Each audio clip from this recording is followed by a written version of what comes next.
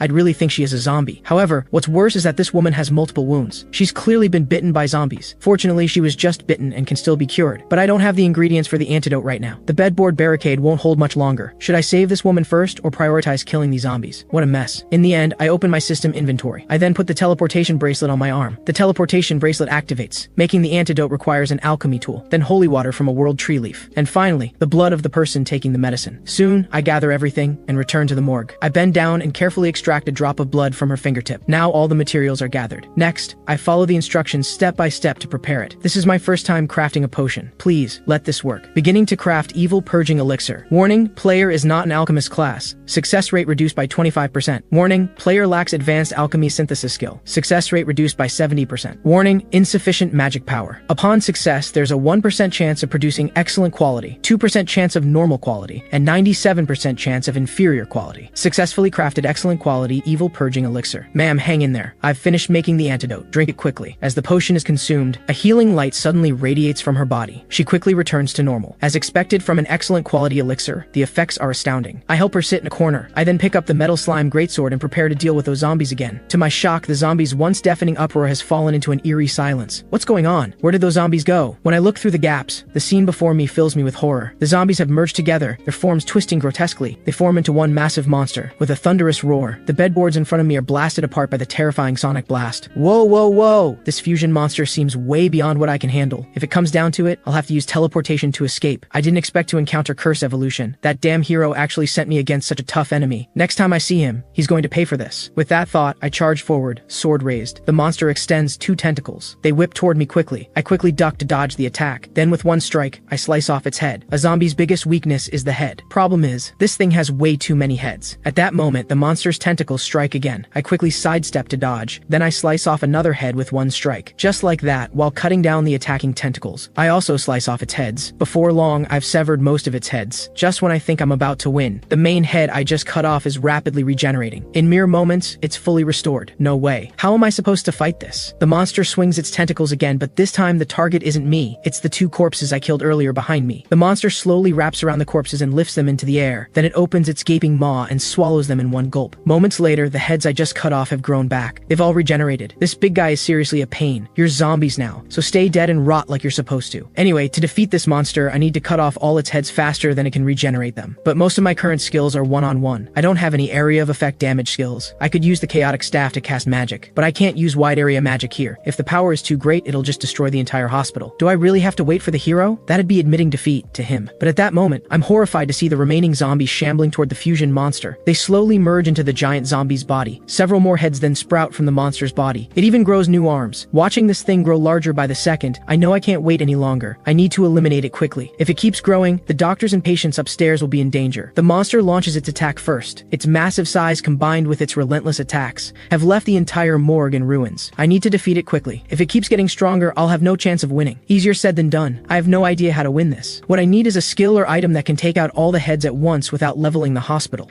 At that moment, I spot something scattered in the corner, and an idea hits me. After blocking its attack, I immediately hide behind the bedboards in the corner. This alchemy furnace could work. A tentacle whips over, nearly smashing through the bedboard. Since I don't have what I need, I'll just make one on the spot. Luckily, the materials I need are right here. With that thought, I dismantle the iron frame from the bedboard, obtain 4 steel pipes. However, at that moment, the monster's tentacles have already split the bedboard. Easy there, big guy. Just give me a sec. Saying that, I put the split bedboard into my system inventory, obtained 1 iron plate. I then take out the metal slime great shield. I'll use this to buy myself some time. Several tentacles come whipping toward me. While dodging, I raise my shield to block. I then pull out the alchemy manual from my inventory. What I want to make is black powder, something with serious area damage. The required materials are charcoal, sulfur, and potassium nitrate. Problem is, I don't have any of those things right now. I originally planned to use the teleportation bracelet to go buy them, but right now there isn't enough energy left for a round trip, all because that hero made me use it so many times today. In that case, I'll have to find what I need here. While dodging the attacking tentacles, I search for usable materials. Soon, I spot broken wood boards in the corner. Obtained 1 wood board. I casually toss it into the nearby alchemy furnace. Charcoal crafting in progress. Successfully crafted excellent quality charcoal. Next, I just need sulfur and potassium nitrate. I don't know how to get those, but I've got modern technology on my side. I pull out my phone and ask an AI assistant. It quickly finds a bunch of methods. The simplest method is to extract it from matches. I rush over to the unconscious woman. I search through her bag and find a box of matches. Looks like luck is on my side, and I toss them straight into the furnace, extracting sulfur and potassium nitrate from matches. Extraction successful. Now all the materials are gathered. I immediately throw them all into the alchemy furnace. Successfully crafted excellent quality black powder. I then take out the iron plate I collected earlier. Successfully crafted a pile of bullets. Since I have bullets now, there's only one thing left. I then draw my design on a sketch pad. The monster, frustrated by its failed attacks, lets out an enraged roar. It then charges at me, dragging its massive body. Oh, so you can run too, big guy. Too bad it's too late for that. Saying that, I toss my design into the alchemy furnace. The paper clearly shows a rough gun design. I then take out the steel pipes I collected earlier. First recipe of its kind in the world. Starting creation alchemy. Warning, player is not an alchemist class. Success rate reduced by 25%. Warning, player lacks advanced alchemy synthesis skill. Success rate reduced by 70%. Warning, insufficient magic power. There is a 0.01% chance of excellent quality, a 0.99% chance of standard quality, and a 99% chance of inferior quality. Successfully crafted excellent quality shotgun. 2 guns appear in my hands, automatically loaded with bullets. Now it's finally my turn to strike back. I raise my hands and aim at the monster in front of me. Warning, player's class is incompatible with firearms. Misfire probability increased by 30%, accuracy reduced by 30%. Time's up, firing successful. Time to show you the power of a dual wielder. Massive flames blast forth from the barrels. Several powerful bullets shoot toward the monster. Just like that, I blow off the monster's main head again. As expected, the destroyed head is regenerating at a visible speed. However, just as it's about to fully recover, I blast it apart again with 1 shot. With my dual guns, think your regeneration can outpace my bullets? Saying that, I fire another shot at the monster's body, blowing a hole straight through it. The monster instantly loses balance and collapses to the ground. Look at you, pathetic little monster. What a joke. I'm done playing with you. I walk slowly toward the monster, shotgun raised. I keep firing into its entire body. Ammunition depleted. By now, the monster's been blasted into pulp. The only recognizable thing left is half a head. Ding. Congratulations, Takahashi Yukito has successfully defeated the cursed abomination. World first clear completed. Title awarded, Holy Vanquisher. Damage dealt to undead creatures increased by 30%. Seeing the successful defeat notification, my tense nerves finally relax. It's finally over. There shouldn't be any more zombies, right? At that moment, the unconscious woman behind me slowly wakes up. That's great. Looks like the antidote I gave her earlier worked. Then it hits me. How do I explain why I'm here if someone asks? I'm a trespasser covered in blood, holding 2 guns. This doesn't exactly scream innocent. To avoid unnecessary trouble, I quickly put the guns into my system inventory. Damn. They could charge me with trespassing, or worse, illegal weapons possession. Anyway, I'll put on the invisibility cloak and get out of here quickly. However, at that moment, sounds come from outside the door. Just my luck. Someone's coming now of all times. This cloak isn't perfect. Plenty of items and skills can detect it, and the teleportation bracelet doesn't have enough energy left. At that moment, the morgue door opens and 2 armed guards rush in first. Behind them, more attendants enter, carrying an ornate palanquin. A young girl sits on it, absorbed in her phone. I didn't expect people from the church. This could be trouble. trouble. Even though I'm wearing the invisibility cloak, they've already detected me. Lady Naomi, there's a suspicious man here. However, the girl doesn't even look up, continuing to play on her phone. Is he an enemy of God? After receiving an uncertain answer from her subordinate, the girl sighs helplessly. She tosses her phone to an attendant. Sync the event. Keep moving. Saying that, she steps down from the palanquin. The world's gold, silver, and jewels are merely heaven's treasury overflowing. Those who use these riches for power without God's blessing are unforgivable. After saying that, under the soldier's gaze, she slowly walks toward me. This makes me incredibly nervous. What's with this little girl acting so strange? Excuse me, handsome young man. Are you an enemy of God? I quickly remove the invisibility cloak and say seriously, what do you think? I just took down an undead monster. Then how do you prove it? And you don't look like a hospital staff member. Do you have undead detection like me? Or even something stronger? Just as I'm wondering how to explain, a familiar figure walks in. Don't worry, I sent him to investigate. The person who just arrived is the hero I was fighting earlier. Everyone immediately bows respectfully, showing just how highly they regard him. I'm sorry, I got delayed dealing with some incidents. I see. If the hero knows him, he definitely can't be suspicious. I'm just a bit puzzled. This guy's karma value is rather low. Hearing this, I'm confused. Karma value? I've never heard of that stat. That's because I possess the eyes of judgment. Through these eyes, I can see a person's good and evil values, as expected from the church's youngest cleric. Is this a special skill only rare classes can have? I'm not that impressive. Nowhere near the hero's level. By the way, is this person participating in the holy campaign? Congratulations, you're correct. If it's him, he'll definitely play an important role in this holy campaign and help liberate the temple from the demons. Understood. Since the hero says so, I'll personally take him to the site. Honestly, I don't want subordinates. My fate being decided so arbitrarily makes me instantly furious. Yukito, don't be angry. I was just joking. He suddenly turned serious. Don't refuse just yet. Come with me for a moment. The two of us step aside to a corner. Sorry, but I need your help. Keep an eye on that child for me. You know about the class change temple, right? It's crucial for adventurers. Through class change rituals, you can upgrade your current class and gain stronger abilities. Even if you don't like your class, you can change it there. In my past life, the holy campaign failed. The temple's liberation was delayed, weakening adventurers across the board. Meanwhile, monsters were strengthened. Since you know this, with you joining, I believe the holy campaign will definitely succeed. That said, I'm also very busy. There are countless emerging threats I need to stop, far more dangerous ones. Then why me? I'm clearly not strong enough. Look, you need to build connections with the church anyway. Their support is essential for tackling deep-level areas. True. To clear deep dungeons efficiently, having the church on my side is my best bet. Moreover, the church has a monopoly on talent with healing and support magic. They've even established multiple teleportation stations in the deep dungeon, allowing adventurers to move quickly between floors. So I agree to the hero's request. At that moment, I suddenly grab the hero's collar. But before that, you must swear you'll never harm my family again. Of course, I won't interfere with people who are valuable to the world, so I'm counting on you for the holy campaign. Fine. First, tell me in detail about things related to your past life. After the hero's explanation, I basically understand the general situation. At this point, Naomi becomes a bit impatient. Are you done talking? We're getting ready to leave. Saying that, she casts a spell on me. The next second, all the filth on my body is purified. She then turns and jumps onto the palanquin. Let's head to the nearest church to test your abilities. She reaches out to take the phone handed to her by an attendant. You'll only come to the battlefield if you meet the minimum combat requirements. At this moment, the hero behind me has quietly left. Good luck, Takahashi Yukito. I believe in you. What a pain. I hope I can still make it home in time for dinner. Naomi brings me to the nearest church. Ready? Your opponent is one of my level 40 subordinates. His combat power is mid-tier at best. A paladin steps out from the group. He draws his longsword and points it at me. This level's a bit high for me, but I can still fight. The next second, we're locked in combat. Meanwhile, Naomi pulls out a bag of bread from somewhere. She then leisurely chews while watching the battle before her. After a few exchanges, I realize he's much weaker than expected. Paladins are supposed to be defensive, but even so, he shouldn't be this weak. At that moment, Naomi, having finished her bread, finally makes a move. By God's grace, let me grant you power. Naomi continuously chants magic incantations. As her staff descends, a red magical aura instantly envelops the paladin. I notice his combat power surge dramatically. The tables turn instantly. Damn it. Is this the power of her buff magic? Now the paladin's attack and defense are both sky high. This isn't looking good for me. At that moment, I'm surprised to discover a flaw in his gauntlets. An important screw isn't tightened properly. Maybe I can use this. With that thought, I switch my greatsword for my shield. I then take out a small piece of metal scrap, a fragment produced during metal smelting. At that moment, the paladin leaps high toward me. Skill! Holy hammer! I'm already prepared. I channel all my magic power into the metal scrap. I then charge toward the paladin. Skill! Beast Sting. A golden flash streaks through the air. The metal scrap is precisely shot at the flaw in his armor. The next second, the armor explodes. Seeing this, I immediately raise my shield and use shield bash. It numbs his arm on impact. Just like that, the paladin loses balance and falls to the ground. I then take out my greatsword again and point it at him. Looks like I win. Congratulations, you passed. Just like that, I successfully gain their approval. After agreeing on the specific time and meeting place for the holy campaign, I return home. Good thing I made it back in time to cook dinner. Though my own portion came out a bit burnt. I knew having you cook wasn't the best idea. Don't be discouraged, Yukito. so, you'll definitely do better next time. I know it's not perfect, but Nishimi and Mom don't seem to mind and start eating. To protect them, I must get stronger quickly. I don't know when the hero might change his mind, so my current goal is to surpass him. First, I need to deal with the class change temple. Meanwhile, at the church, multiple paladins request an audience with Now Me. Their goal, oppose adventurers joining the holy campaign. Letting those selfish adventurers join is far too dangerous. Hearing this topic yet again, Now Me feels exasperated. She wants no part in these political battles. The lead paladin presses on. They've already failed once before. Church headquarters is investigating why they failed. But results show teams with good moral character have higher survival rates. That's why headquarters uses a hidden stat panel to judge good and evil. The power of God's enemies scales with the karma value. However, the hero has warned against over-reliance on it as dangerous. However, this statement instantly angers the lead captain. Do you think those adventurers living reckless lives are more reliable than us with our devout faith? According to my investigation, some of these people were even criminals before. What you're saying makes sense too, but I've already agreed to let them join. Do you want me to break my word? Of course not, but you didn't promise to fight alongside them. Understood. I won't let adventurers participate in the temple battle. After hearing the satisfactory answer, everyone kneels on one knee in gratitude. Time flies, and the day of the holy campaign arrives. But I wait for a long time, and Now Me still hasn't come to discuss the battle strategy with me. And that girl actually has the nerve to text me saying she'll announce the plan on the day itself. And thanks to my outstanding performance before, I'm appointed as the captain of the adventurers for this mission. Next, I find myself standing on the dungeon's first floor. After I meet up with Now Me and the others, I'm shocked to discover that the church group doesn't seem to welcome me at all. Looks like this cooperation is going to be troublesome. Then I gather with the adventurers on the grassland. For a low-level rookie like me to serve as captain is both an honor and a challenge. I'll do my best, and I ask for your cooperation and patience.